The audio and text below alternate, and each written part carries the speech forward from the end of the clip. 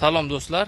Manchester City himoyachisi Abduqodir Husanov O'zbekistonga qaytgandan so'ng uni atrofida bo'lib turgan ishlarni ko'rib, bir abituriyentlik paytimda o'qigan bir hikoya esimga tushib ketdi.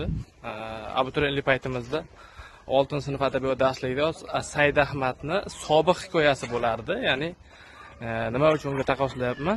O'sha sobiq hikoyasida nima bo'ladi? Ya'ni esa paytda tashkillangan o hikoya. Ya'ni bir paxtachi akamiz bo'ladi, mashinada paxta teradigan. Bir kun 10 tonna, adashmasam 9 tonna paxta teradi. O'sha 9 tonna paxta tergandan keyin uni dalasini televideniyadan, radiodan, gazetadan turli xil jurnalistlar bosib ketadi.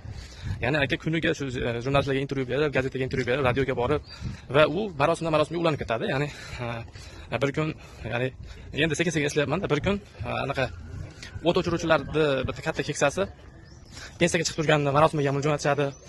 Qandaydir bir sportchini kutib olishga ham uni paxta teradigan inson jo'natishadi, eng zo'r paxta tergan inson deb. Keyin ana shahar markazidagi somsaxonani kaloriyasini o'lchashga ham uni jo'natishadi.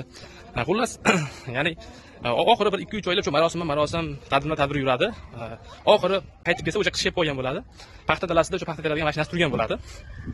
Ya'ni u birinchi kuni shu 9 tonna paxta terib, qolgan pulni hamma kunini shunchaki tadbir yurish bilan o'tkazib oladi. Eng qizig'i u asarda o'sha rais tashkillanadi, ya'ni rais jo'natadi uni hamma joyga. Aytadiki, sen bizni faxrimizsan, 9 tonna paxta terding. Har doim soch soqolingni olib yurgin, shimingni dazmollab, chiroyli kiyinib yurgin deb aytadi, shunaqa gap aytadi, shu joyi bor. Ya'ni endi olib qarasangiz, o'zi paxta teradigan insonga dazmollagan ishida nima qizig'i bor? Yoki soch soqolni olib yurishning nima keragi bor? Endi bu bilan Said Ahmad endi kuchli yozuvchimiz zo'r tasvirlab qo'ygan shu tadbirbozlikni. Ya'ni men buni nimaga o'xshatdim?